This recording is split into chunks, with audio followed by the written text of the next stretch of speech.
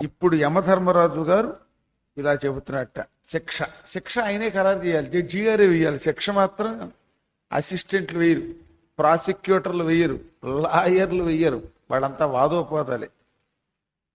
ఓయి పాపి, ఇదిగో నరకం, నువ్వు ఈ పని చేసావు నీకు ఈ నరకం, నువ్వు ఈ పని చేసావు నీకు ఈ నరకం అని చక్కగా రాసేసి ఇచ్చేస్తాట. మరే తీసుకుపండి రాని. యమధర్మరాజు గారు వేసిన శిక్ష ప్రకారంగా ఆ నరకానికి పోతారు వీళ్ళు. ఆయా పాపాలను బట్టి ఆ పాపాలు ఏమేంటో వాటికి ఏ శిక్ష ఉంటే తర్వాత చెప్తాడు. ప్రస్తుతానికి ఏం చెప్తున్నాడంటే, ఈ యమలోకాల్లో అమ్మమ్మమ్మ గొప్ప గొప్ప వృక్షాలు ఉంటాయి, బూరుగు చెట్లు, ముళ్ళల్లో ముళ్ళే ఆకులు అనమాట వాటికి. ఇలాంటి అనేక అనేక చెట్లు ఉంటాయి, వృక్షాలు ఉంటాయి. ఇంకా తప్తవాలుకాలు, ఇసుక కాలిపోయి ఉంటుంది, బూర్లు మూకుళ్ళు ఉంటాయి, గంపలు ఉంటాయి. అవన్నీ అద్భుతంగా చెప్పుకొస్తారు రేపు పొద్దున మళ్ళీ మనకి. రేపు యథాప్రకారంగా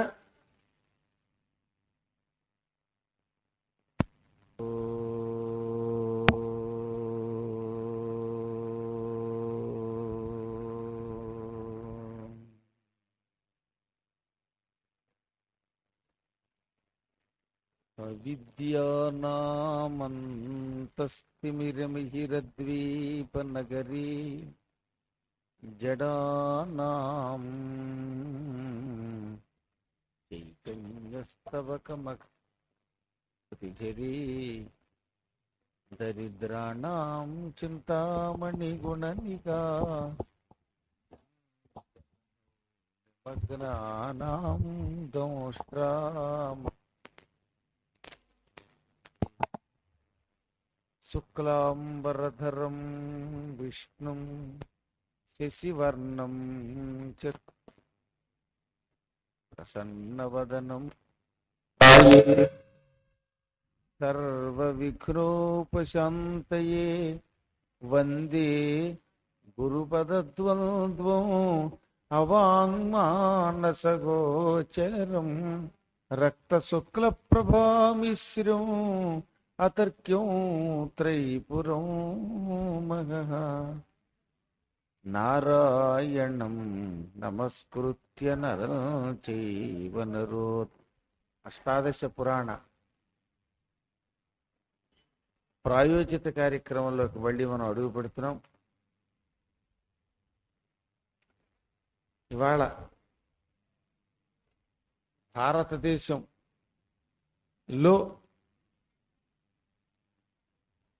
5110 సంవత్సరాల తర్వాత, ఎన్ని సంవత్సరాల తర్వాత? 110 సంవత్సరాల తర్వాత అష్టాదశ పురాణాల ప్రాజెక్టు భారతదేశంలో, ప్రపంచంలో, భారతదేశంలో అంటున్నాం కానీ భారతదేశంలో తప్ప ఎక్కడ లేదు. ఒక్క ఊళ్ళో దాదాపుగా ఇంచుమించుగా ఈ ఒక్క స్థానంలో ఏకధాటిగా సాగడం. ఎందుకంటే ఓ పురాణం ఒక ఊర్లో చెప్తే ఇంకో పురాణం ఇంకో ఊళ్ళో ఎక్కడో ఎవడో చెప్పుకోవచ్చు. కానీ 18 పురాణాలు ఒక్క ఊళ్ళో జరగడం నైమిషారణ్యంలో 5110 ఏళ్ల క్రితం జరిగింది. ఇవాళ మళ్ళీ కేవలం మన ఏలూరులో మాత్రమే ఇక్కడ మనమే చేస్తున్నాం. ఈ విషయం సంస్కృతిలో విన్న వాళ్ళకు కూడా తెలుస్తుంది, అన్ని టీవీలకి తెలుసు, ప్రపంచవ్యాప్తంగా అందరికీ తెలిసింది. చివరికి అమెరికా వాళ్ళు కూడా విని ఆనందించారు. ఈ ఊహ మాత్రం సందేహం లేకుండా నాది కాదు. ఆ జగన్మాత అంబికాదేవి, అంబికా దర్బారు బట్టి వాళ్ళ హృదయంలో దూరింది. మాట వరసకు ఎప్పుడో ఒకసారి విన్న కృష్ణ గారు 96లో దేవీ భాగవతం చెప్పించడం, ఆ దేవీ భాగవతంలో వింటున్నప్పుడు 18 పురాణాలు ఉన్నాయని తెలియడం, తెలిసి ఆ 18 పురాణాలు మీరే ఈ స్థానంలో చెప్పండి అనడం, మనం ఏ పురాణం చెప్పడానికి ప్రారంభించి ఆ సీట్లో కూర్చున్నామో అక్కడికి సరస్వతీదేవి రావడం. మీకు తెలుసు కదా, ఇప్పుడు ఈ జ్ఞాన సరస్వతీదేవి విగ్రహం ఉన్న చోట మనం చెప్పుకునేవాళ్ళం. అప్పుడే అన్నాను సరస్వతి ఇక్కడికి వస్తుందని. ఆ తర్వాత కొద్ది రోజులకే సరస్వతి విగ్రహం లేకపోవడం లోటుగా ఉంది, ఇక్కడ మనం ప్రతిష్ఠ చేద్దాం అనగానే కమిటీ వాళ్ళంతా రంగంలోకి దిగడం, అమ్మవారి పాలరాతి విగ్రహానికి కూడా డోనర్స్ డొనేషన్ ఇవ్వడం. ఆ రకంగా నాకు ఆనందం ఏమిటంటే మన 18 పురాణాల ప్రాజెక్టు సరస్వతిని కూడా ఇక్కడికి తీసుకొచ్చింది. దాంతో నా సీట్ ఇటు వచ్చింది. ఇక్కడ మళ్ళీ ఏ విగ్రహం వస్తుందో మళ్ళీ రేపు పొద్దున మరి. అంటే ఇన్ని కార్యక్రమాలు కేవలం ఒక్క వ్యక్తి యొక్క సంకల్పం. ఆ వ్యక్తే మన అంబిక కృష్ణ గారు. అంచేత వారికి మనం మరొక్కసారి సర్వకృతజ్ఞతతో అనమాట, అభిమానంతో ఆశీర్వచనం. మేము గురుస్థానంలో ఉన్నప్పుడు కృతజ్ఞత అనడం కంటే మంగళాశీర్వచనమే పలకాలి. నాకు ఎంతో అభిమానం. ఎందుకంటే ఆయనంటే సాధారణంగా మామూలు వ్యక్తులతో మాట్లాడినప్పుడేమో ఏవో లౌకిక ప్రపంచాలు అవి మాట్లాడతారు. ఎప్పుడు మాట్లాడినా ఆయన పురాణం గురించి తప్ప మరో వ్యక్తిగతమైన జీవితమే మాట్లాడుకోలేదు. ఈ 13 సంవత్సరాలుగా ఫోన్ చేసినా అవే, లేకపోతే వారి కంపెనీకి వెళ్ళినా అవే. ఆరికి దేవీ భాగవతం సీరియల్గా తీస్తున్నారు, దాని గురించి చర్చే. దానికి కూడా నా సలహా. అంబిక అనే పేరుతోటి గుళ్ళు ఎక్కడున్నాయండి? ద్వారకలో తప్ప ఎక్కడ ఒట్టి అంబికానామంతో లేదు. మీరు కూడా ఇప్పుడు కూడా గర్వం మనకి, కొట్టండి తప్పట్లేం పర్వాలేదు. శ్రీకృష్ణ పరమాత్ముడు తన ద్వారకా నగరానికి రక్షకురాలిగా అంబికాదేవిని పెట్టి గుడి కట్టాడు అని మొహమాటం లేకుండా మీరు ఎవరన్నా నాతో వస్తే భాగవతం చూపిస్తా. ఆ అంబికాలయం కూడా మన ఏలూరికి వచ్చింది. ఇన్ని మహా కార్యక్రమాలు చేస్తున్న ఆ కుటుంబాన్ని వాళ్ళు మళ్ళీ ఒకసారి మనందరం మంగళాశీర్వచనం పలుకుతూ, ఈ పురాణములన్నీ మనం చెప్పడం, దాన్నేమో శ్రీనివాస్ క్యాసెట్ చేయడం ఒక ఎత్తు అయితే, మన అంబికావారి సందులోనే ఆ పరిమళం సోకిన నాగభూషణం గారి సతీమణి విజయలక్ష్మి శిష్యురాలు పుస్తక రూపంలో రాసి పెట్టేది పాపం. ఈసారి వాళ్ళ అమ్మాయికి 2 కవల పిల్లలు రావడం, అది పురాణ ఫలితం అన్నమాట. ఒక్కసారి లేదు చూపించమ్మా మీ ఇద్దరు. అందరికీ భక్తులందరూ తప్పట్లు వీడు కొట్టండి. అందుకని ఆ బుజ్జి పిల్లల్లో కృష్ణుడి రంగులో ఉన్నదేమో అబ్బాయి, అమ్మవారి రంగులో తెల్లగా ఉన్నదేమో అమ్మాయిని. కవల పిల్లలు ఇద్దరు వచ్చారు.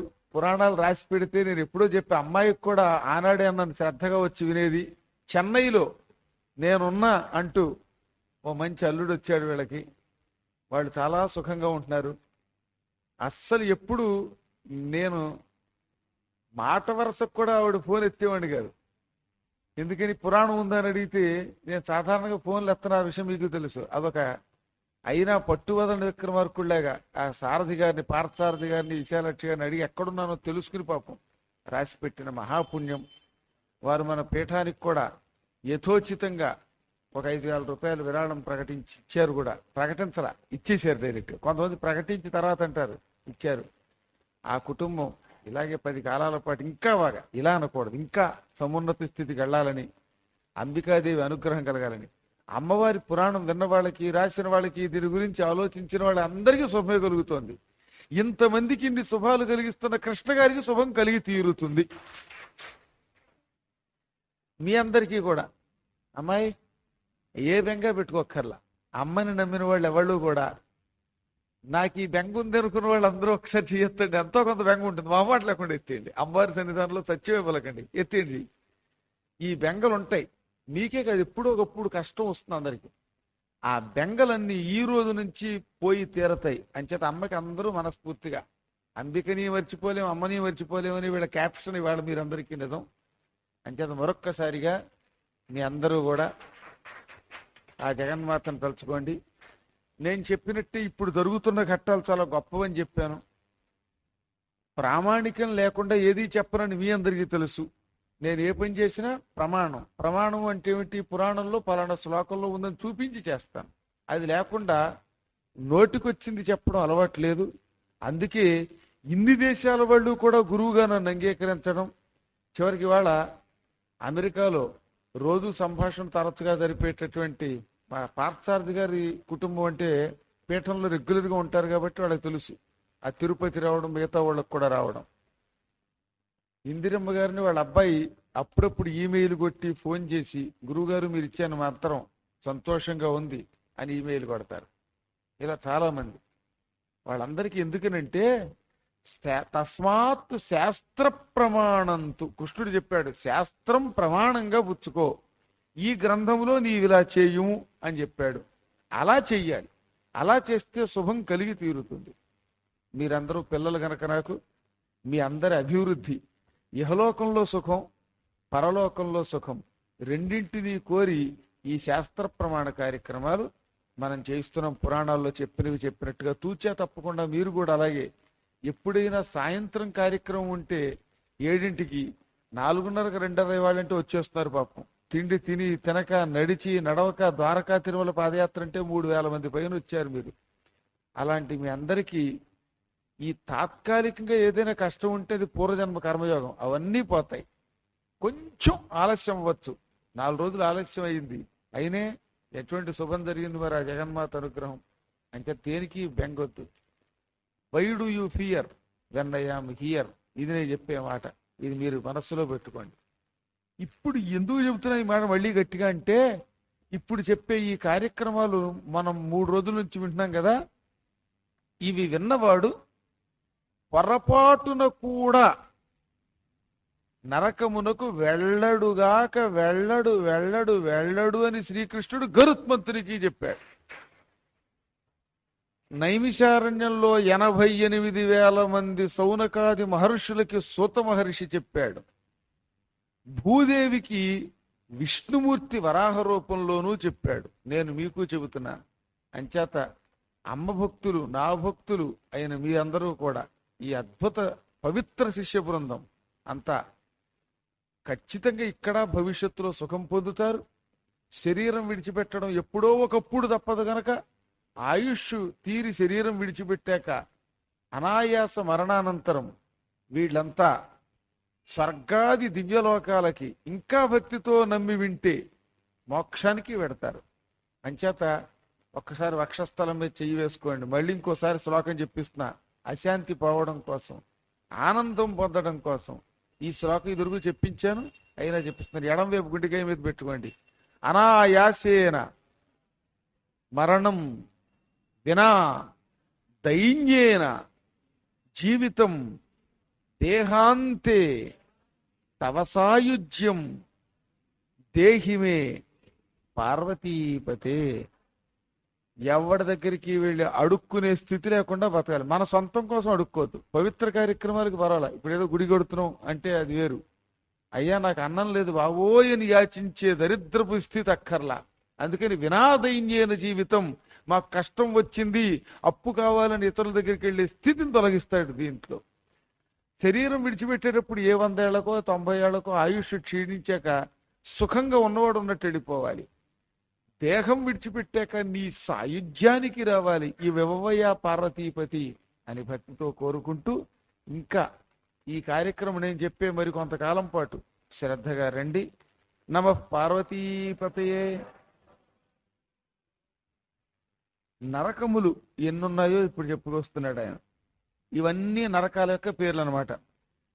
తామిశ్రో లోహశంకుశ్చ మహారౌరవశాల్మలీ రౌరవ కొట్మల కాలసోత్రక పూతి మృత్తిక సంఘాతో లోహితోదశ్చ సవిష సంప్రతాపనక మహానిరయ కాకోలో సంజీవన మహాపథౌ ఆవీ నిరంధతామిశ్ర కుంభీపాకస్తథైవ చ సంప్రతాపన నామైక స్తవనస్త్వేకవింశతి.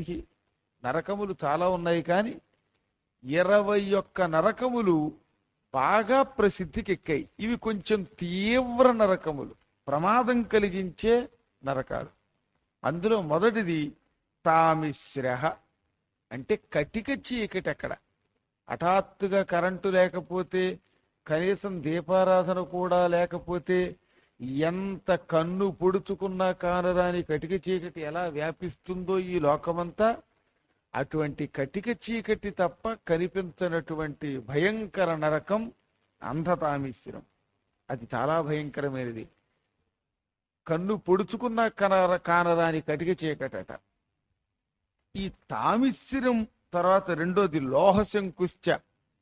ఇనప ముళ్ళు, ఇంతంత లావు ముళ్ళుంటాయి, ఇనప మేకులు. ఆ మేకులు నేలంతా పెట్టేస్తారు. కొంతమంది చూసారా, పూర్వం కాంపౌండ్ వాళ్ళ మీద పెట్టేవారు మేకులు, గాజు పెంకులు, అవన్నీ. అలాగా ఇంతంత మేకులు పెట్టినటువంటి నరకం అన్నమాట. దాని మీద పారేసి అవర్ బర్రం లాగుతారు, రంపం మీద సామిలులో దొంగ కోసినట్టుగా. అది రెండు. మూడవది మహారౌరవం. రురువులు అని పేరు కలిగిన కొన్ని పురుగులున్నాయి. అటువంటి పురుగులతో భీకరమైన మనుషులతో రకరకాలైన దుర్వాసనలతో ఉంటుంది, అత్యంత భీకరంగా. దానికి మహారౌరవము అని పేరు. అది చాలా దుఃఖకరమైనది. మాట్లాడుకోండి కొంచెం అలా పక్కడిపోయి. అంటే బూరుగు వృక్షం. ఆ బూరుగు కాయలు ఆకులు కూడా మేకుల్లో ఉంటాయి. మహాభయంకరమైన నరకం ఇది కూడా. తర్వాత రౌరవం, ఇది కొంచెం సామాన్య దుఃఖం, ఎక్కువ దుఃఖం ఇవ్వదు. ఆపై కుట్మలహ, మంచి ఇనప మొగ్గలు ఉంటాయి. ఈ మొగ్గలు బాగా కాల్చి ఉంచుతారట. ఆ మొగ్గలతో, కుట్మలం అంటే నిజానికి మల్లె మొగ్గలు, ఇక్కడ ఇనప మొగ్గలు కాల్చి పెడతారు. అటువంటిది.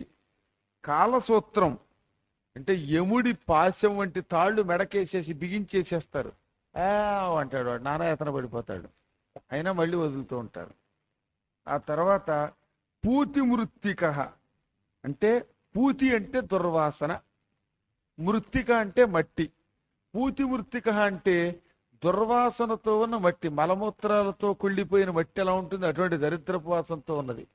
ఇది సాధారణంగా ఎవరు పెడతారో తెలుసా? ఈ పూతి మృత్తికలోకి ఇంటికి వచ్చిన వాళ్ళకి వన్నటి పులిహార, కిందటి వారం వంకాయ కూర, 10 రోజుల క్రితం కాచిన టీ, నెల్లాళ్ల క్రితం కాచిన కాఫీ, ఇవన్నీ గురువుగారు కాఫీ పుచ్చుకుంటారా అంటే కాఫీ విధంగా ఏదో ఇస్తారనుకుంటాం.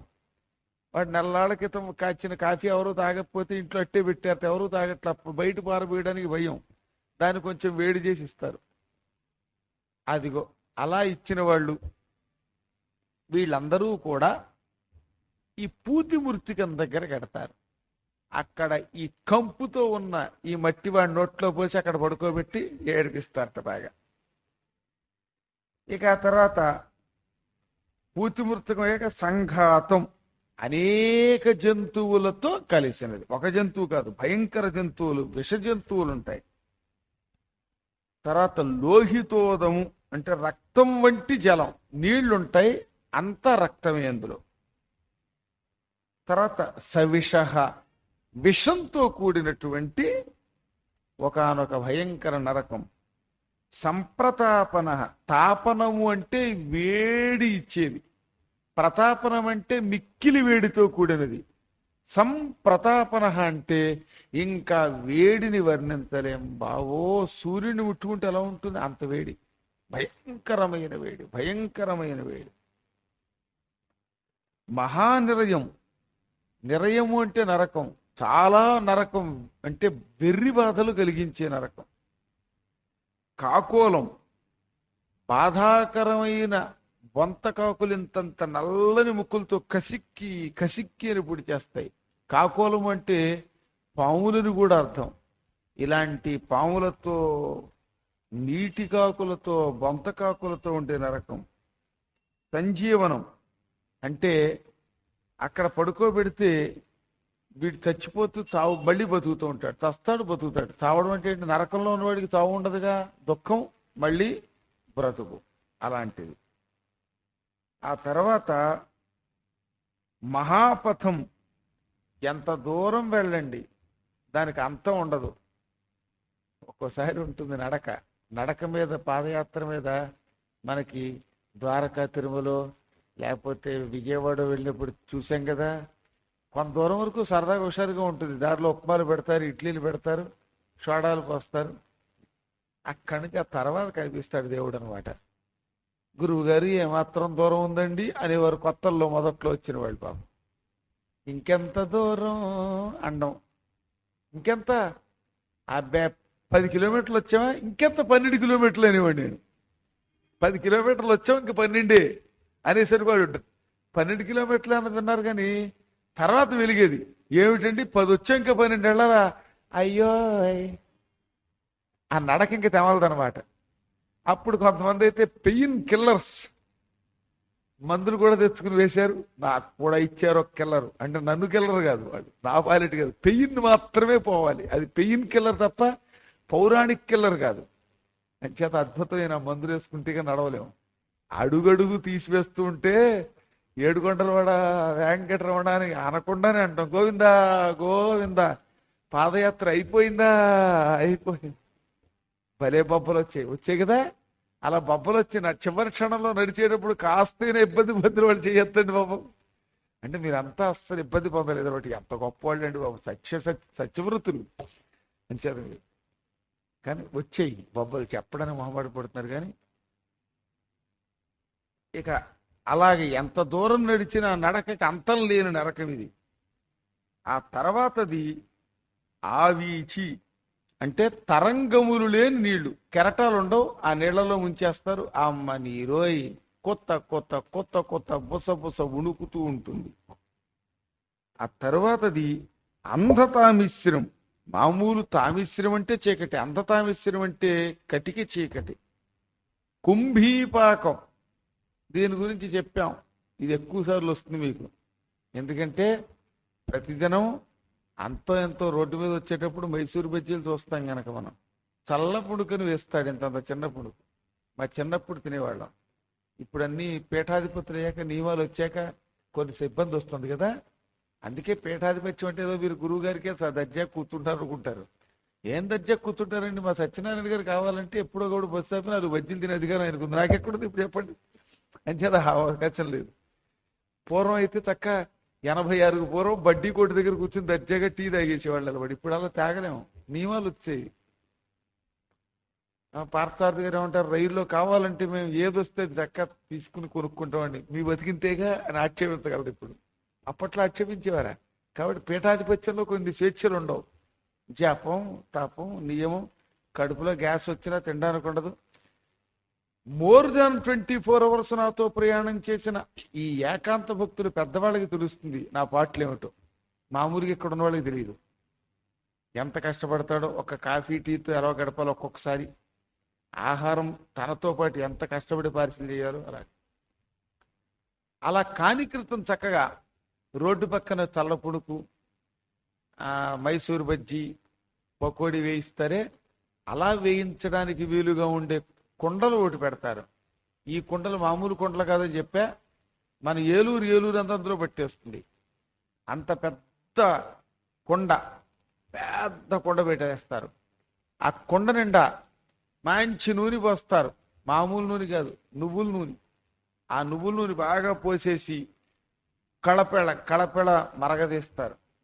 మరిగిన తర్వాత అందులో షని వేస్తారు. ఎవరిని? యాతనా శరీరంలో ఉన్న పాపాత్మల్ని. మిమ్మల్ని, నన్ను కాదు, మనల్ని కాదు. మనకి గ్యారంటీ కాదు. కొన్ని ఉంటాయి గ్యారంటీ టికెట్లని. ఇంకా వాళ్ళకి పార్టీలో వాళ్ళు ఎలా అయితే టికెట్ ఇచ్చేస్తారో అలాగా యమధర్మరాజు గారు మనందరికీ డైరెక్ట్ స్వర్గము పైన ఇంకా ఊర్ధ్వలోకాలకి టికెట్ ఇచ్చేసాడికి. ఇంకా మనం ఎవ్వరం నరకానికి వెళ్ళడం, మైసూరు బజ్జీలా వేగడం ఉండదు. ఇక్కడికి రాలేక నానా యాతన పడుతున్నారే ఇంట్లో కూర్చుని. బూతురాగాలు సినిమా టీవీ సీరియల్ చూసేవాళ్ళు వాళ్ళనమాట. వాళ్ళకి మాత్రం గ్యారంటీగా అందులో పడక తప్పదు. అందులో వండేస్తారు, మొత్తుతారు. వాడు పైకి లేచినప్పుడల్లా మళ్ళీ ఆ పెనం ఉంటుంది, ఆ పెనం కదా దాన్ని ఏమంటారు, బూర్లు మూకుళ్ళు బూరెలు తినడానికి ఎత్తారు దాన్ని. ఆ చట్రం అంటారమ్మా. అదే చట్రం అని కూడా అంటాం కదా. ఎనుముతో చేసిన చట్రం ఉంటుంది. బూర్లు ఇలా ఎత్తగానే నూనె కింద కారిపోతుంది. ఆ చట్టంలో బూర్లు ఉండిపోతాయి. అవునా? దాన్ని చట్రం అని అనరా అమ్మా? ఆ చిల్లులతో ఉంటుంది, చట్రం అని అనేవాళ్ళం మేము. మరి నా భాష చట్రం, నాది గ్రాంధికం. మరి మీరు ఏమంటారో చెప్పండి ఒకసారి, మళ్ళీ చెప్పాలి భవిష్యత్తుకి ఎవరికైనా ఈ వ్యావహారిక భాషలో. ఆపక, ఆపక, ఆపక తింటారంటారు, అది కాదుగా. ఆపక, ఆపక. సరే, మొత్తం మీద ఏదో ఆ వెళ్ళేటప్పుడు మీ దగ్గర రాయించుకుంటాను. ఆ లాంగ్వేజ్ కూడా రేపు పొద్దున మళ్ళీ హైదరాబాద్ వాళ్ళకి చెప్పాలి. మొత్తం మీద ఈ చట్టంలో ఇలా వాడిని పైకి లేపుతారు. నూనె కింద కారిపోతుంది. వీడు ఉడికిపోయిన వాడు కాసేపు ఏడ్చి మళ్ళీ మామూలు అయిపోతాడు. మామూలు అయిపోయాక ఎలా ఉందంటే ఇంక చాలు బాబోయ్, నన్ను వదిలేయండి బాబోయ్ అని బతిమాలుతాడు. అప్పుడే అక్కడ అబ్బాయి ఇంకో 10 టైమ్స్ ఉంది, లేక 15 టైమ్స్ ఉంది, 20 టైమ్స్ ఉందని మళ్ళీ ఇప్పుడు అంటారు. చుర్రని వెగుతాడు, మళ్ళీ పైకి ఎత్తుతారు. అలా అలా పైకి కిందకి. కొంతమంది అయితే ఆ బూర్లు ముక్కుల్లో ఉన్న బజ్జీలు ఉష్ణ పైకి ఎత్తివారిని. అయ్యి బాబాయ్, ఆ కష్టం తలుచుకుంటేనే ఒళ్ళు గగురు పొడుస్తుంది. నమ పార్వతీపతే హర హర మహాదేవ్ అలా వేయిస్తారు. బెంగలేదు కాబట్టి మనం ఇంత ధైర్యంగా వినగలుగుతున్నాం. మనం అదే ఆ కళ్ళారా చూసినవాడైతే ఇంత ధైర్యంగా నవ పార్వతీపతి అయినప్పుడు అందామని అనలేడు. ఇంకేదంటే గొంతు ఇబ్బంది కలుగుతున్నప్పుడు వాడు. ఆ తర్వాత సంప్రతాపనము అనేది మరింత బాగా ఏడిపించే నరకం, సూర్యతాపం అన్నమాట. ఇలాంటి మొత్తం 21 నరకాలు ఉన్నాయి. ఈ 21 నరకాలు నానా భేదాలు. మళ్ళీ ఎన్ని నరకాలు ఉన్నాయో పూర్తిగా తెలియడం ఎవరి వల్ల కాదు. ఏతేషు పతితాః మూఢాః పాపిష్ఠాః ధర్మవర్జితాః తత్ర భుంజంతి కల్పాంతే తాస్తా నరకయాతనాగా. ఎవరు మూర్ఖులో, ఎవరు శాస్త్ర విరుద్ధ కర్మలు చేస్తారో, పతితులు అంటే శాస్త్రములలో చెప్పినట్టు చెయ్యనివాడు. మీరు ఒకటి గుర్తుపెట్టుకోండి, నేను భక్తుల కోసం జ్ఞానుల కోసమే చెబుతున్నా. శాస్త్ర కర్మలు చేసిన వాళ్ళు ఎప్పుడు చేసిన తర్వాత ఎందుకు చేశామని భయపడకూడదు, బాధపడకూడదు. మీకు శాంతే కలుగుతుంది. ఎందుకని? అది మీకు మంత్రశాస్త్రము లేక పురాణములలోనూ చెప్పారు. మీరు చెప్పింది చేశారా, సొంత పెత్తనంతో చేశారా? ఇది ఆలోచించండి. మేము మా సొంతంగా చేశాం, ప్రమాణం లేదు అంటే అది మంచో చెడ్డో మనకి తెలియదు. కోర్స్ తెలియకుండా చేసిన వాటిలో కూడా మంచి చెడ్డ ఉంటాయి. మనకి తెలియకుండానే కొన్ని పనులు చేస్తాం, అవి మంచో చెడ్డో తెలియకపోవచ్చు. కానీ చెప్పాక, పుస్తకంలో ప్రమాణంగా ఉన్నాక అప్పుడు అది చేశాం. అప్పుడు నువ్వు దేనికి బెంగపెట్టుకోవాలి? అప్పుడు నీకు దేనికి అశాంతి? ఆ అశాంతి వెంటనే తొలగించుకోవాలి. అలా శాస్త్రములలో చెప్పని కర్మని చేస్తే వాళ్ళని పతితాహ, పతితులు అంటే భ్రష్టులు, దుర్మార్గములో నడుచుకున్నారు. మార్గము అంటే దారి, దుర్మార్గము అంటే చెడ్డదారి. చెడ్డదారిలో నడిచిన వాడంటే వాడు మాత్రమే. శాస్త్రమునకు విరుద్ధముగా నడుచుకుంటే దుర్మార్గి. ఇంకా ఆచారములను కూడా పురాణములలో ఇలా చెయ్యండి అని చెప్పారు. వాటికి వ్యతిరేకంగా పెడితే దురాచారం. అన్యమతం వద్దు అని చెప్పాడు, అంతే కదా. కొన్ని నేను చెప్పింది అబద్ధమా? మీకు రోజు భగవద్గీత కనీసం చదవలేకపోయినా ఆ మాత్రం ఘంటసాల రికార్డులైనా విన్నారు కదా. అందులో ఏం చెప్పాడు? స్వధర్మే నిధనం శ్రేయః పరధర్మో భయావహః. నీ ధర్మం చాలా గొప్పది. శ్రేయాన్ స్వధర్మో విగుణ పరధర్మాత్యనుష్ఠితాత్. మూర్ఖులు మాత్రమే తనకి శ్రేయస్సుని కూర్చే సొంత ధర్మం అంటే తన మతం విడిచి ఇతర మతాల్లో గడతాడు. తన ధర్మములో, తన మతములో మరణం పొందినా పర్వాలా. నిధనము అంటే చచ్చుట అని అర్థం. ఏంటి నిధనం? ఎప్పుడైనా మీరు హిందీలో కూడా సంస్కృత పదాలు వస్తాయి. మనం చెప్తాగా, వార్తలో చెప్పేవాడు ఆ ఇందిరాగాంధీ కా నిధన్ హోగయా అంటాడంటే వెళ్ళిపోయిందని అర్థం. నిధన్ అంటే నిధనము అనే సంస్కృత శబ్దములకు పోవుట. తన మతంలోట స్వధర్మే అంటే సొంత మతంలో నిధనం శ్రేయ, చచ్చినా పర్వాలా. పరధర్మ భయావహ. పరమతం ఉంది, అది ఎప్పుడూ భయంకరమే. పరమతంలోకి వెళ్ళి ఇవాళ ఏదో రూపాయి ఇచ్చాడని కిరస్థానమో లేకపోతే ఇంకో దౌర్భాగ్య మతమో పుచ్చుకుంటే ఆ ఒక్క రూపాయి నీ కొంప ముంచేస్తుంది. మనం అందరినీ పిలుద్దాం, ఎవరిని ద్వేషించమని ఎక్కడా మనం చెప్పట్లేదంటో అది గుర్తుపెట్టుకోండి మీరు. అన్యమతమును ద్వేషించద్దు, కానీ నీ మతం అని ఇతర దరిద్ర మతాల్లోకి వెళ్ళే కర్మ నీకేంటి? ఎంత పాపం అండిది, ఎంత దరిద్రం అండిది. చక్కగా సత్యనారాయణ వ్రతం వంటి మహిమ వంటి పాత్రలు వేసిందా? ముత్తైదు అంటే ఈ అమ్మాయి అనిపించుకుందా? వెళ్ళి కిరస్థానం వాళ్ళు ఏదో 4 రూపాయలు ఇచ్చారట, జయసుధ అందులోకి వెళ్ళిందా? దిక్కుమాల కర్మ. ఏంటంటే ఎంత సంపాదించి ఎందుకు దరిద్ర బతుకది ఇచ్చి అలాంటివి బతుకొద్దు మనకి. సుఖంగా ఉండాలి, పవిత్రంగా ఉండాలి. పరధర్మములోకి వెళ్ళడం భయావహ అని చెప్పారు. నేను మద్రాసులో మొన్న ఆ మధ్యన చెబితే ఈ ఉపన్యాసం మీరు ఇప్పుడు చూస్తున్నారు కదా, టీవీ 1లో ఇస్తున్నాడు సంస్కృతి వాడు, చెన్నై అని, భారతీయ సేవా పరిషత్ చెన్నై అని. ఆ చెన్నై మీటింగ్ ఎంతమంది వచ్చారు? ఈ మధ్యన 3 రోజులు మళ్ళీ చెన్నైలో మీటింగులు జరిగాయి. ఆఖరి రోజున అఖిల బ్రాహ్మణ సమాఖ్య వారిని ఒక సన్మానం చేశారు. ఆ ఆఖరి రోజున వచ్చామమ్మాయి రాలేదనుకుంటా, అనుకోకుండా చెన్నై వచ్చింది. ఆఖరి రోజున ఆ బ్రాహ్మణ సమాఖ్యలో వచ్చిన వాళ్ళు ఎంతమందో తెలుసా? 2000 మంది వచ్చారు. వాళ్ళందరూ వింటూ ఉండగా చెప్పా, అత్యంత పవిత్రమైనది ఈ హైందవ ధర్మం, ఆర్షమతం. దాని రికార్డింగ్ కూడా చేసి వేశారు. ఇటువంటి దాంట్లో పుట్టి అసలు ఎవరూ మతం మారకూడదు. మీలాంటి వాళ్ళు మారితే మహాప్రమాదం, మీకు పుట్టగతులుండవు, జాగ్రత్త. ఏమిటి? నువ్వు ప్రేమించు, అన్యమతాల్లో గొప్ప సారం ఉంది, దాన్ని సేకరించు. నేను వాళ్ళతో నన్ను అడగకుండా ఏ పని చేయను. మీకు తెలుసో లేదో, ఏసే పరిష్కారం అనే కార్యక్రమం టీవీలో వస్తుంది మన సిటీ కేబుల్లో, తెలుసు కదా. ఆ సాగర్ గారు నా చేత ముహూర్తం పెట్టించుకునే సంస్కృతిలోకి వెళ్ళి చెప్పాడు ఆయన. నేను చెబితే కానీ పని చేయరు వాళ్ళు కూడా. అంటే నాకు అన్ని మతాల వాళ్ళు శిష్యులే. హైదరాబాద్లో బోలెడంత మంది ముస్లిం శిష్యులు ఉన్నారు.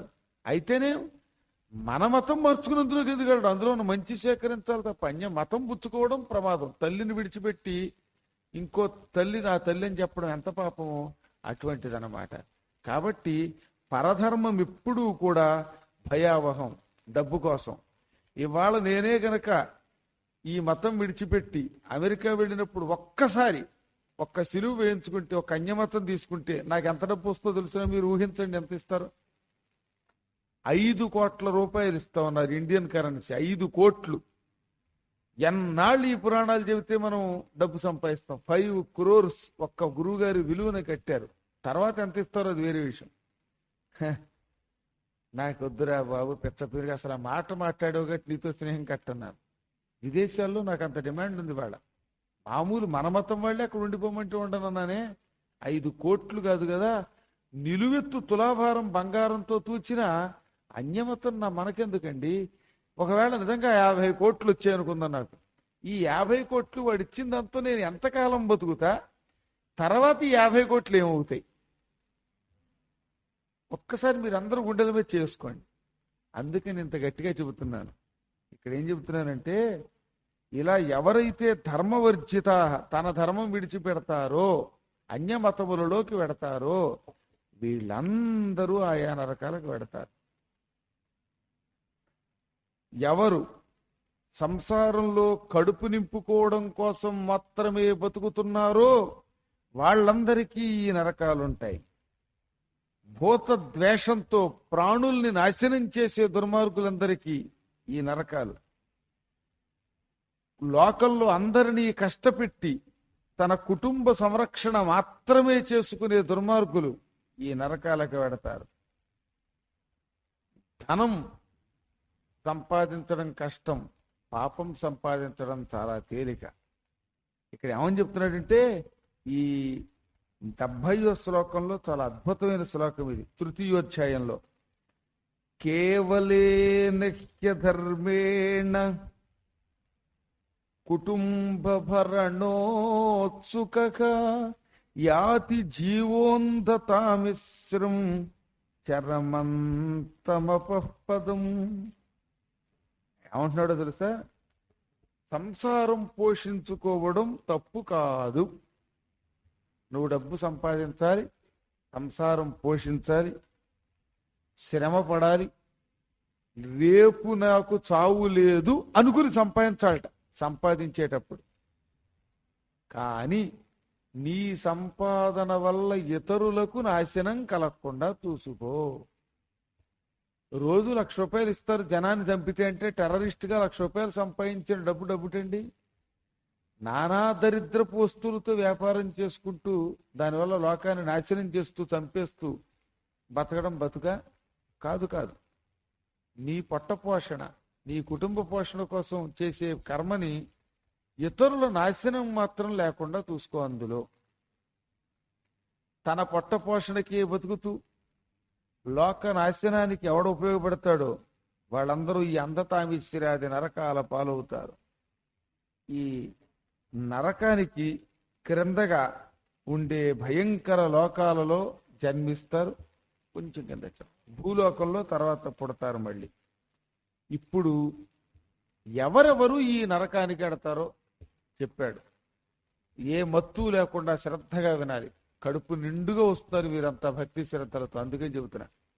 చక్కగా మళ్ళీ శివాలయం కళకళలాడుతోంది. మధ్యలో 1-2 రోజులు అటు మార్చినప్పుడు కొంచెం ఇబ్బంది పడ్డారు, కానీ మళ్ళీ మీరందరూ పురాణం ఉందని తెలియగానే పాపం ఇంతమంది శ్రద్ధాశక్తులతో వచ్చి కూర్చుంటున్నారు. జాగ్రత్తగా వినండి. ఎవడు అయోగ్య కర్మలు చేస్తున్నాడో వాడు ఒక నరకం తర్వాత ఒక నరకానికి వెడతాడు. ధర్మరాజపురే యాంతి త్రిభిర్ద్వారై సుధార్మికాగా పాపాస్తు దక్షిణద్వార మార్గేణైవ ప్రజంతి తత్.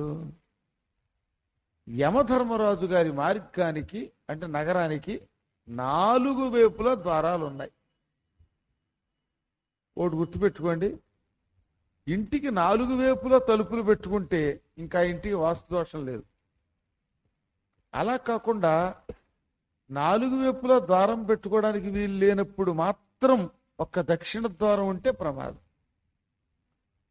ఉదాహరణకు ఒక ఆయన ఇల్లు ఉంది, ఆ ఇంటి చుట్టూతా 4 వైపులా రోడ్లు ఉన్నాయి. అప్పుడు తూర్పు పడమర దక్షిణం ఉత్తరం 4 వైపులా తలుపు పెడితే ఇంకా ఇంటికి వాస్తు దోషం లేదట. అందుకే మన వాళ్ళు టెక్నిక్ చేసేవారు. ఏమిటి చెప్పండి మీరు? పూర్వం మండువ ఇళ్ళని కట్టేవారు తెలుసా? ఆ మండువ ఇళ్ళు వాస్తు దోషం కోసమే కట్టారు. 4 వైపులా తలుపులు ఉంటాయి. 4 వైపులా తలుపులు లేకపోయినా ఈ ఇంటికి వీధి సోలలున్నా ఇంకేవైనా భయంకర దోషాలున్నా వాస్తు కుదరకపోయినా మధ్యలో నీరు చూరమట ఇంట్లో పడేందుకు వీలుగా గొయ్యి పెట్టి మండువ ఇళ్ళు, పాత ఇళ్ళు ఇంకా ఎక్కడైనా ఉంటే నేను ఎరిగి కొన్ని మండువ ఇళ్ళు ఇంకా ఉన్నాయి ఏలూరులో కూడా. ఒకసారి చూడండి ఎవరైనా. ఆ మండువ ఇంటికి వాస్తు దోషం ఉండదు. అలాంటి నగరం యమధర్మరాజు గారి నగరం. అంటే 4 వైపులా వాటికి ద్వారాలు ఉన్నాయి. ఆ ద్వారాలలో దక్షిణం వైపు ఒక ద్వారం ఉన్నది. ఆ ద్వారం నుంచి పాపాత్ములు పెడతారు. తక్కిన వాళ్ళకి తక్కిన రూట్స్ పెట్టారు. మినిస్టర్లు అందరూ ఒక రూట్లో పెడతారు. సీఎం ఒక రూట్లో పెడతాడు. అసెంబ్లీలో కూడా మామూలు ఎమ్మెల్యేలు ఒక రూట్గా పెడతారు. పాస్తులు పుచ్చుకుని చూడటానికి వెళ్ళే వాళ్ళందరిది కామన్ ఎంట్రన్స్, అంతే కదా, ఫ్రీ దర్శనం లాంటిది. అలాగే నరకం కూడా. వివిఐపీస్ అంటే బాగా పాపాలు చేసిన వాళ్ళంతా దక్షిణ ద్వారం కూడా వెరీ వెరీ ఇంపార్టెంట్ పర్సన్స్. వాళ్ళని అటు పంపుతారు త్రూ దక్షిణం. కొంచెం పాపం చేసిన వాళ్ళేమో పడమర, ఇంకొంచెం తక్కువ పాపం చేస్తే ఉత్తరం, బాగా తక్కువ పాపం చేసి ఎక్కువ పుణ్యం చేస్తే తూర్పు ద్వారం. అసలు పాపమే చేయకపోతే వాళ్ళు నరకానికి వెళ్ళరు. బైపాస్ వాళ్ళకి. Tanuku to Vijayawada bypass express ఆశ్రమం దగ్గర మాత్రమే దిగచ్చు, ఇంకెక్కడ దిగటానికి లేదు. అలాగా వీళ్ళు డైరెక్ట్ వెళ్ళొచ్చు. ఎంట్రన్స్ అయితే వైకుంఠం లేదా స్వర్గం, అక్కడ దింపుతారు. ఈ బైపాస్ ఎక్స్ప్రెస్ స్వర్గం దగ్గరే హాల్ట్. స్వర్గం తర్వాత ఇంక మంచి డైరెక్ట్ గమ్యాలు అనమాట. కొన్ని మధ్యలో ఇంపార్టెంట్ ఉంటే అక్కడ ఆపుతారు. అన్ని చోట్ల ఆపరు. అయ్యా కొంచెం ఏలూరు గుండా బానివ్వండి, అక్కడ ఎక్కడ దిగాలంటే అంటే అబ్బాయి ఒప్పుకోరు. అంటే ఏలూరు నరకం అండి గురువు గారు అని అంటే అప్పుడప్పుడు నరకమే పురాణాలు వినకపోతే. పురాణాలు వింటే ఇది కూడా బైపాస్. ఇంకా ఎవరెవరు ఏ ఏ మార్గాల్లో పెడతారనేది ఒక పక్కన పెడితే ఆ నరకానికి వెళ్ళే వాళ్ళెవరు? బ్రహ్మగ్నాశ్చ, బ్రాహ్మణుల్ని చంపిన వాళ్ళు. ఏ బ్రాహ్మణుడు కత్తి తీసుకుని కసిక్కిని పొడి చేస్తే యమధర్మరాజు గారి దగ్గరికి వెళ్ళిపోతుంది సందేహం లేకుండా. ఓయ్ యమధర్మరాజు గారు హాయ్ వచ్చానని చెప్పుకోవచ్చు అనమాట. పొడిచిపారేయటమే, నన్ను కాదు కొంచెం ఇంకెవరి జోలికైనా పెడితే ఎప్పుడు బ్రహ్మహత్య చేశాడంటే ఇంక దానికి ప్రాయశ్చిత్తం లేదు, అంచేత వాళ్ళు నరకానికి ఎడతారు కనుక చేయకూడదు. తర్వాత సురాపాశ్చ, సురాపాహ అంటే నిత్యం మద్యపానం చేసేవాడు. మద్యపానానికి కూడా నియమాలు చెప్పారండి. కొంతమంది ఎక్సెప్షన్ క్యాండిడేట్స్. శుక్రవారం గుర్తుపెట్టుకోండి, ఏమేంటి, ఆదివారం, మంగళవారం, ఈ 3 రోజులు ఎవరైనా మద్యపానం చేస్తే వాళ్ళు వ్యసన పొరులు అన్నారు. ఈ 3 రోజులు తాగిన వాళ్ళు ఎవరైనా ఉంటే వద్దులండి, చెయ్యెత్తకండి, మానేయండి. చెయ్యెత్తే ఇక్కడ బాగుండదు వాళ్ళు, అంచేత మొహమాటానికి కూడా చెయ్యెత్తకూడదు. వాళ్ళు విడిగా గురువుగారి దగ్గరికి వచ్చి, గురువుగారండి మేము చేసుకున్నామండి, కొంచెం మీరు అదేదో కన్ఫెక్స్ బాక్స్ అని ఉంటుంది ఏదో అలాగే చెప్పేసుకుంటామని చెప్పేసుకోండి. వాళ్ళందరూ కూడా నరకానికి పోతారట. గోఘ్నాశ్చ, ఆవుల్ని చంపిన వాళ్ళు, గోమాంసం తినే దుర్మార్గులు. అంటే అమెరికా, ఈ తురక కంట్రీలు, వీళ్ళందరూ రోజు గోమాంసమేగా వీళ్ళు. బాలఘాతుకగా, చిన్న పిల్లల్ని చంపిన వాళ్ళు, శిశుహత్య చేసిన వాళ్ళు. స్త్రీఘాతి, ఆడవాళ్ళని చంపడం. పాపం ఏ భార్గవి లాంటి హీరోయిన్నో, స్వప్నిక లాంటి అమాయకురాలనో చంపేస్తే వాళ్ళందరికీ కూడా యమధర్మరాజు గారి దగ్గర పర్మనెంట్ గా టికెట్ ఇస్తారు. గర్భపాతీచ, గర్భస్రావం చేయించుకున్న వాళ్ళు, స్కానింగ్ తీయించుకోవడం, ఆడపిల్లని తెలిస్తే మందులు మింగడం. అంచేత పొరపాటున కూడా పనికిరాదు. ఏమిటి, గర్భస్రావములు. తర్వాత ప్రచ్ఛన్న పాపినక, కపట స్వభావంతో పాపం, రహస్య పాపాలన్నమాట. పైకి చెప్పకుండా లోపల అవతలాన్ని చంపడానికి కుట్ర పనడం, అది చాలా డేంజర్ అండి. ఎదురుగుండా పొడిచేవాడే బెటరు. రహస్యంగా వచ్చి బస్సు మీద కాల్పులు జరిపి దర్జాగా రోడ్డు మీద రెడీ చెడిపోకూడదు, ఆ దెబ్బతో క్రికెట్ ఆపేయకూడదు. ఇది అలాంటి దుర్మార్గులందరినీ ప్రచ్ఛన్న పాపులు అంటారు. వీళ్ళు ఎక్కడికి వెడతారు, ఇంక వేరే చెప్పక్కర్లే, ఇవన్నీ నరకానికి వెళ్ళేవాళ్ళు అనమాట వీళ్ళు. ఏ హరంతి గురోర్ద్రవ్యం, అమ్మో గురువు గారి డబ్బు ఎవడెత్తుకుపోతాడో, గురువు గారి చెప్పులు ఎవరెత్తుకుపోతారు, గురువు గారి చెప్పులు, పప్పులు, సెల్ ఫోన్లు, మెడలో ఉన్న గొలుపులు, ఇవి ఎత్తుకుపోయే వాళ్ళందరూ కూడా గ్యారంటీగా నరకానికి పోతారట. ఆ తర్వాత ద్రవ్యం దేవద్రవ్యం, మళ్ళీ దేవతల సొమ్ము అన్నమాట. దేవాలయానికి ట్రస్ట్ బోర్డులో ఉన్నప్పుడు చాలా జాగ్రత్తగా ఉండాలి. అక్కడ మాత్రం దేవుడి సొమ్ము దిగమింగకూడదు. ఆ తర్వాత ఇంతకంటే గట్టిగా చెప్పను, ద్విజస్యవ, బ్రాహ్మణుల సొమ్ము కూడా. ఎవడన్నా బ్రాహ్మణుడు స్థలం అమ్ముతానంటే వాడి అవసరాన్ని బట్టి, నిజంగా అక్కడ 1000 రూపాయలు ఖరీదు చేసేదాన్ని 100 రూపాయలు కొనుక్కోవడం మహాపాపం. అలాగే పాపం అర్చక స్వాములకి పళ్ళెంలో డబ్బేసి ₹1 వేసినట్టు వేసి 10 రూపాయలకి అయితే కొట్టు వేయకూడదు. రూపాయి వేసేయండి పొరపాటు లేకుండా, కానీ పొరపాటును కూడా తీసుకెళ్ళకండి. ఆ తర్వాత స్త్రీ ద్రవ్యహారిణ, ఏమండోయ్ మీ పార్టీ ఆడవాళ్ళ డబ్బులు కూడా దొంగతనం చేయకూడదట, గొలుసులు కట్ చేయకూడదు. వాళ్ళు సంతోషపడి ఇస్తే పుచ్చుకోవచ్చు. వాళ్ళు సంతోషపడి ఎప్పుడు ఇస్తారంటే చెప్పలేము, ఎప్పుడు ఇస్తారో చెప్తాం. ఒక గురువు గారికి తప్ప ఆడవాళ్ళు తొందరపడి మెడలోని గొలుసు ఎందుకు ఇస్తారు గురువు గారు? వాళ్ళు కూడా ఇలా చెయ్యేసుకొస్తే, గురువుగారు ఒకసారి ఒక ఆవిడలో గొలుసు మీద చెయ్యేసుకొచ్చింది, ఇచ్చేసుకునే ఊరుకున్నా నేను జాగ్రత్తగా లోపల పెట్టుకుని దండం పెట్టి బయటికి రాకుండా అనమాట గొలుసు. అది గొడవ. పాద నమస్కారం చేస్తుంటే గొలుసు ఎక్కడ బయటకు వస్తుంది, గట్టిగా పట్టుకుని వేస్తుంటే గురువు గారికి ఆశ కలిగింది. ఎంత చక్కగా చెబుతున్నానండి నేను నాతో నిజంగా ఆశపడలేదు, సరదా కోసమే చెప్పేది. అప్పటి నుంచి మీరందరూ అసలు మళ్ళీ సర్దుకోదు పాపం. అంచేత మొత్తం మీద ఆడవాళ్ళ డబ్బు అపహరించకూడదు. ఏ దిక్కుమాలను మొగుడైనా సరే చెప్పండి, కట్నం అయిపోయాక మళ్ళీ తెమ్మని అడగకూడదు. ఏమే ఇంటికెళ్ళి పుట్టింటికెళ్ళి డబ్బు తేవి అని పెళ్ళాన్ని ఏడిపించకూడదు. 2 ఎకరాలు నిమ్మ తోట ఉంటే 2 ఎకరాలు నాకే రాసి అని అడగకూడదు దిక్కుమాలిన మొగుడు. అలా అడిగేవాడు వాడి మొగుడు ఏంటండి వాడికంటే. ఇక ఆ తర్వాత ఏచ బాలద్రవ్యహరాశ్చయే, చిన్నపిల్లల డబ్బు కూడా. చిన్నపిల్లల చేతిలో ఉన్న డబ్బులు ఎత్తుకుపోయేవాళ్ళు ఉంటారు. చిన్నపిల్లలు ఐస్ క్రీమ్ తింటుంటే వెనక నుంచి వచ్చి ఐస్ క్రీమ్ నాకేసేవాళ్ళు ఉంటారే, అలాంటి వాళ్ళు. చిన్నపిల్లల గొలుసులు అవి ఎత్తుకుపోయేవాళ్ళు. ఇవి కూడా చాలా డేంజర్. పిల్లల చేతిలో ఉన్న డబ్బు అసలు లాక్కోకూడదు. ఇందాక పట్టుకొచ్చిన కవల పిల్లలో మగపిల్లడు తల కట్టాడు. వాడి చేతిలో డబ్బు పెట్టి వాళ్ళ అమ్మమ్మ నా చేతిలో పెట్టిస్తుంటే వాడు వదలడు. ఇప్పుడే ఇంత గట్టిగా ఉన్నాడు, వాడికి భవిష్యత్తులో సంగతి ఎలా ఉంటుందో తెలియదు. కానీ కొంతమంది పిల్లలు భలే ఉంటారండి, అస్సలు చెయ్యి వదలరు అనమాట. ఏమంటే చూసారా సారథి గారు, ఇలాంటి పిల్లలు కూడా ఉంటారు కొద్ది గట్టిగా. అవసరం ఆ మాత్రం గట్టిగా. సో, అంటే ఇప్పటి నుంచి డబ్బు మీద గట్టిగా ఉండాలన్నమాట. ఇటువంటి వాళ్ళంతా చిన్నపిల్లల డబ్బు ఎత్తుకుపోయే వాళ్ళు కూడా నరకానికి పెడతారు. ఏ రుణం న ప్రయచ్చంతి ఏ వై న్యాసాపహరకాక విశ్వాసఘాతకాయే చ విషాన్నే న సమారకాగా ఆగా.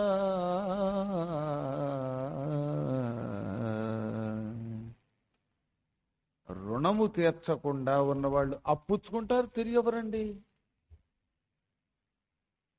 అందినంత అప్పు చేసి ఏం చెప్పారు, హాయిగా పప్పన్నం తినరా అన్నారు. అంతగాను ముంచుకొస్తే ఐపీ బంబుందిరా, అప్పు చేసి పప్పు కూడు తినరా ఓ నరుడా, గొప్ప నీతి వాక్యమిదే వినరా పామరుడా.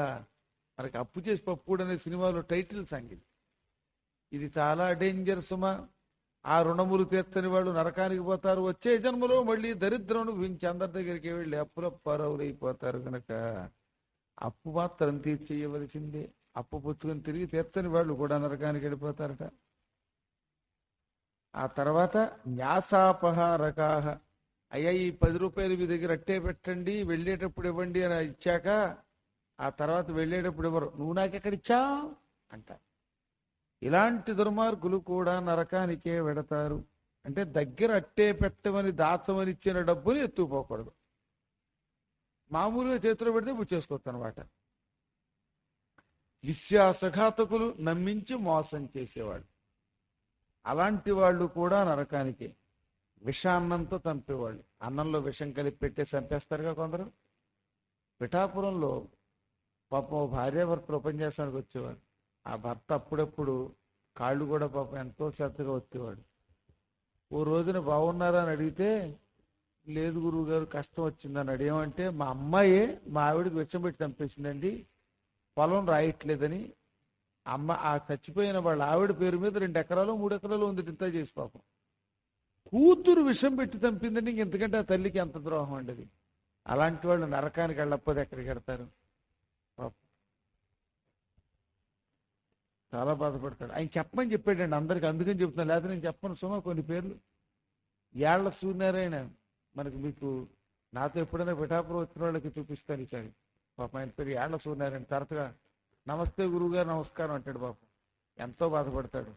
ఏం చేస్తాం, అమ్మాయి కాబట్టి కడుపులో పెట్టుకుని చెప్పలేకపోతున్నాం, చివరికి జైలుకి ఎడుతుందండి. ఈ మధ్యన మొన్న డిసెంబర్లో ఉపన్యాసానికి వచ్చాడు ఆయన.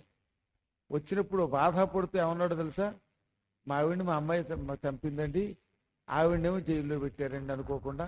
ఎందుకని, ఇందుకు కాదట, అనుకోకుండా ఇంకో కేసులో ఇరుక్కుందిట. భగవంతుడు ఉన్నాడండి, ఎక్కడికి వెడతాడు వాడు? పైవాడు లేడంటారా?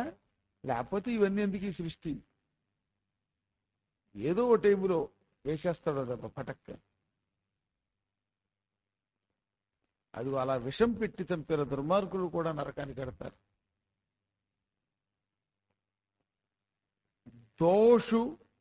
దోషగ్రాహి, ఎప్పుడు ఇతరులలో చెడ్డే వెతుకుతారు కొంతమంది. ఆవిడ అండి దొంగ పీనుగండి, ఈయన అండి పాపాత్ముడండి, వాడు దొంగ పీనుగండి, వీడు దొంగ పీనుగండి అని చెప్తారు. అస్తమాటు ఇతరుల్లో చెడ్డెత్తి, ఇతరులను దొంగ పీనుగన్న వాళ్ళు వాళ్ళ పాపాలన్నీ వీళ్ళు పుచ్చుకుంటారు. కనుక వీళ్ళు నరకానికి పోతారు. చాలా ఇది ఇంకా ప్రమాదం. ఇతరులలో దోషాలు అస్తమాట, అందుకే ఎత్తకూడదు.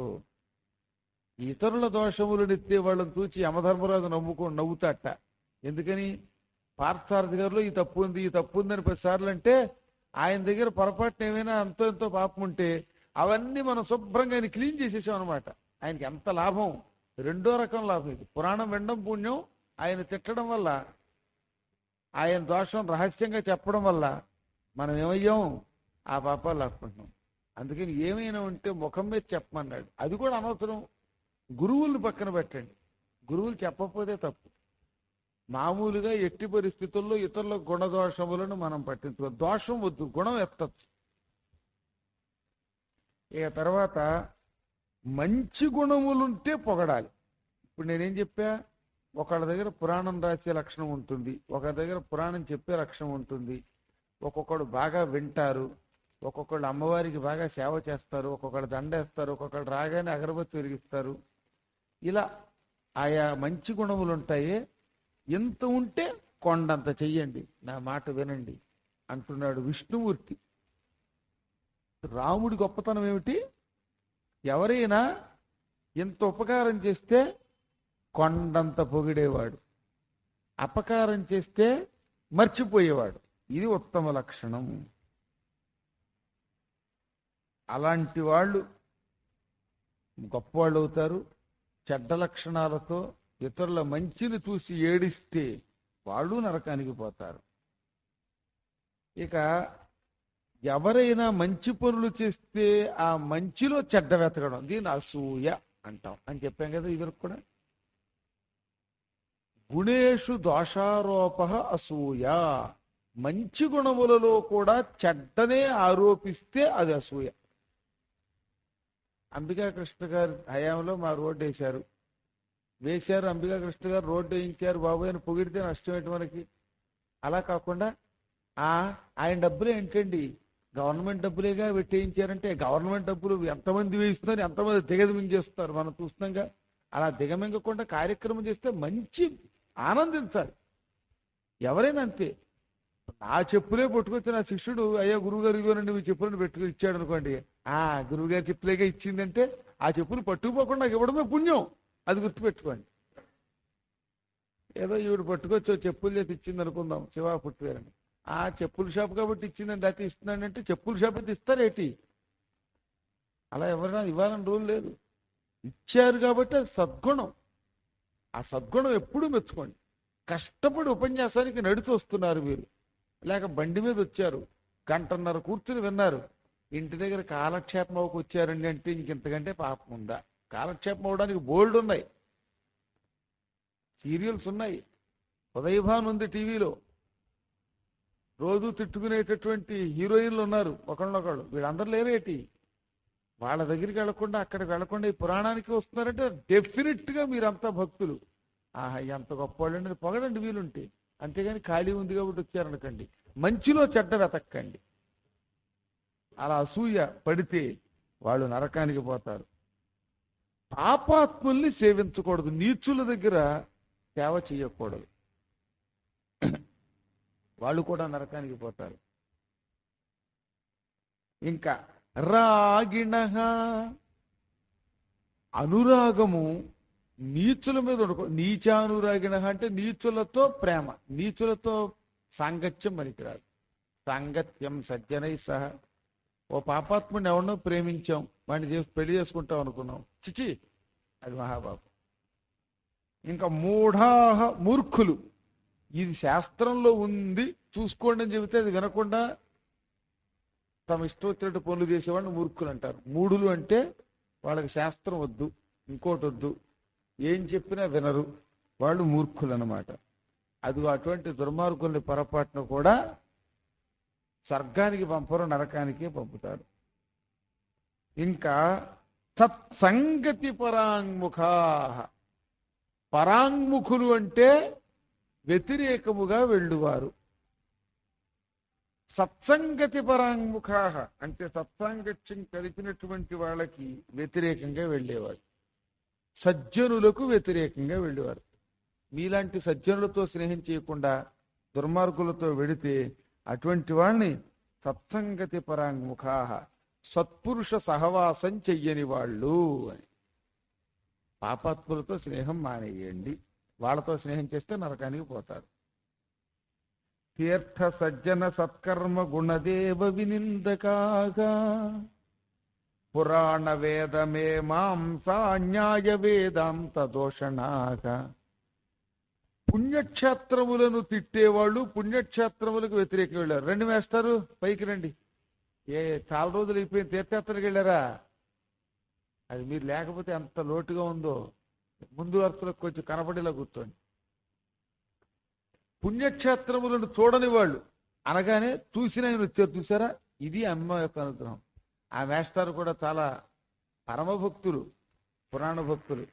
అలాంటి వాళ్ళు 4 రోజులు కనపడకపోతే గురువుగారికి ఐడెంటిఫికేషన్. మీరు అనుకుంటారు గురువుగారు మనల్ని వదిలేస్తారేమోనండి. ఎవరిని వదలరు. ఎవరు రాలేదు, ఎవరు వచ్చారో నాకు ఎంత గుర్తుపెట్టుకోండి. వాళ్ళు చిన్న చిట్టగాని కాదు, శ్రద్ధాశక్తులతో వినేవాళ్ళండి ఇంకొంచెం ఎక్కువ ఉంటుంది. ఈ ప్రేమానురాగాలు కూడా అవతల వాళ్ళని బట్టి ఎక్కువ ఉంటుంది. గరుత్మంతుడిని ఒక రకంగా చూస్తాడు స్వామి, జయ విజయులను ఒక రకంగా చూస్తాడు, పుణ్యశీల సుశీలాదులను ఒక రకంగా చూస్తాడు, లక్ష్మిని ఒక రకంగా చూస్తాడు, ప్రహ్లాదుని ఒక రకంగా చూస్తాడు, అందరినీ చూస్తాడు. అది మాత్రం మర్చిపోకండి. మా గురువు గారికి ఈ మధ్య నా మీద కోపం వచ్చింది అని బెంగ ఎప్పుడు పెట్టుకోకండి. ఎవరికి మీద గురువు గారికి అసలు కోపం రాదు. కానీ కొన్ని పరీక్షలు ఉంటాయి, ఆ పరీక్షలో నెగ్గాలి. అప్పుడు ఆ బెంగ ఎట్టుకోకర్లే. నాకు బెంగ ఉంది అని ఏడవద్దు. అసలు బెంగ ఎందుకండి? సందేహం లేదు. పుణ్యక్షేత్రములను చూచిన వాళ్ళు నరకానికి వెళ్ళరు. పుణ్యక్షేత్రాలని మర్చిపోతే నరకానికి పోతారు. సత్పురుషుల్ని తిడితే అటువంటి వాళ్ళు నరకానికి పోతారు. దేవ వినిందకాహ, దేవతల్ని తిడితే, రాముణ్ణి తిడితే, రామసేతువు లేదంటే అప్పుడు నల్ల కడదోడు వాడు ఎక్కడికి వెళ్తాడు? ఇలా చూసుకుంటూ డింగుడింగంటూ యమధర్మరాజు దగ్గరికి వెళ్తాడు. ఎరా హాయిగా సీఎం పోస్ట్ నీకు ఇచ్చాను తమిళనాడుకి, నల్లకడదోడు పెట్టుకుని తిరగా ఉండగా రాముడు లేడు, రామసేతు లేదంటావరా? రా రోయ్ అని ఈ కొబ్బరికాయతో ముందు రాగానే స్వాగతం చెప్పి నెత్తి మీద కొడతారు దిక్కుమాలండి, మామిడి పగిలేలాగా. అయ్యో ఎందుకన్నానరా బాబోయ్ అని ఏడుస్తాడు. ఎలాగో కొద్ది రోజుల్లో వాడు వెళ్ళబోతున్నాడు. ప్రొఫెసర్ యమధర్మరాజు గారు నాకు చెప్పారు, ఎక్కువ కాలం లేదు వెళ్ళిపోతున్నట్టు వాడు. ఇంత బాగా ఎవరు చెప్పగలరు జ్యోతిషం? నేను చెప్పేస్తాను, మొహమాట్లేదు. ఎక్కువ కాలం లేదు. అప్పుడు యమధర్మరాజు గారికి రికమెండేషన్ ఇస్తున్నాను నేను. వాడి కోసం ఏమేం చేయాలో అన్ని రాసి పెట్టే కాగితం మీద వాడికి. ఇక తర్వాత మంచి కర్మలను నిందించేవాళ్ళు, పురాణ వేద మీమాంస, పురాణములను తిట్టేవాళ్ళు. ఏం పురాణాలు, రోజు గుళ్ళకి పురాణం పెడతారు. పురాణం ఎందుకని తిట్టేవాళ్ళు, వేదములను తిట్టేవాళ్ళు, మీమాంసా శాస్త్రములు, తర్కశాస్త్రమును, న్యాయశాస్త్రాన్ని, వేదాంత శాస్త్రాన్ని తిరస్కరించేవాళ్ళు. వీళ్ళంతా యమధర్మరాజు గారికి చీప్ గెస్ట్లు. CHEAP, అది చీప్ గెస్ట్. హర్షిత దుఃఖితం దృష్ట్వా హర్షితే దుఃఖదాయకాగా దుష్టవాక్యస్య వక్తారో దుష్టచిత్తాశ్చ ఏ సదా.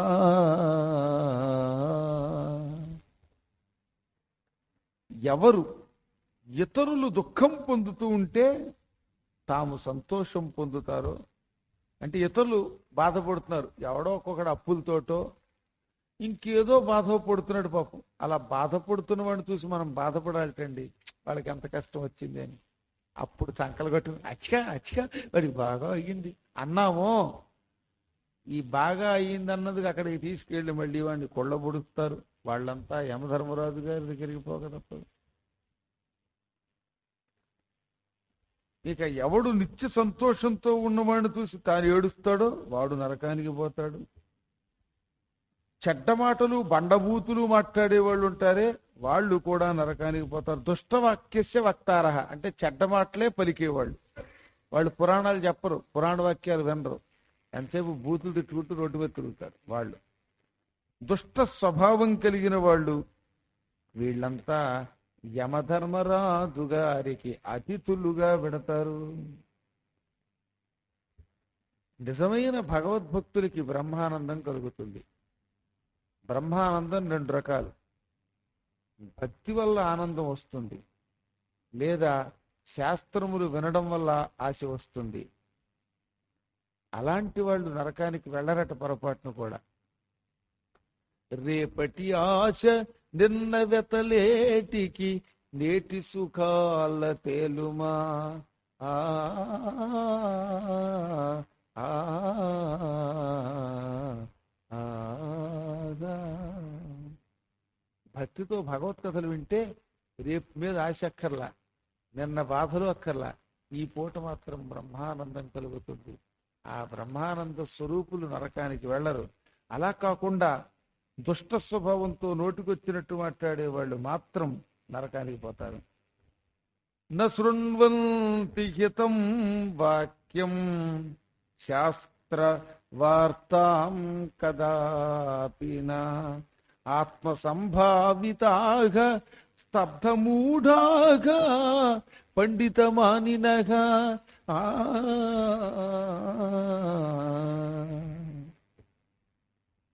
తమకు ఉపయోగపడే మాటల్ని హితవాక్యం అంటారు. ఏమిటి? ఇప్పుడు మీరు చేస్తున్నది ఏమిటి? ఇవి మీకు ఉపయోగపడే వాక్యములు, ఇవి వింటే నరకానికి వెళ్ళరు అని చెప్పాం. ఇవి హితవాక్యములు. అలాగే కరెంటు ముట్టుకుంటే షాక్ కొడుతుందని చెప్పాం చిన్నపిల్లలకి. షాక్ కొడుతుంది అనేది కరెక్ట్ కదా. అది వినకపోతే ఏమవుతాడు వాడు? షాక్ కొడుతుంది. హితవాక్యం వినలేదు వాడు. తమకి జీవితంలో ఉపయోగపడే వాక్యములన్నీ హితవాక్యములే. ఆ హితవాక్యములు విననివాడు శాస్త్రవార్తాం కదాపినా. శాస్త్రముల యొక్క వాక్యములు అవి ఇప్పుడు మీరు వినవి కూడా శాస్త్రవార్తలే. ఇవి వినని వాళ్ళు, అస్తమాటు తమని పొగుడుకునేవాళ్ళు, నేను గొప్పవాణ్ణి, నేను మహాత్ముణ్ణి, నేను బాగా డబ్బున్నవాడిని, నాకు మంచి పొజిషన్ ఉంది, I'm the collector, I'm the bill collector అని చెప్పుకునే వాళ్ళు ఉంటారే, వాళ్ళు మూఢాహ మూర్ఖులు, పండితమానినహ పండితులమని తమను తాము గౌరవించుకునేవారు వీళ్ళు నరకానికి పోతారు. ఇది కొంచెం గొప్ప మాట అండోయ్.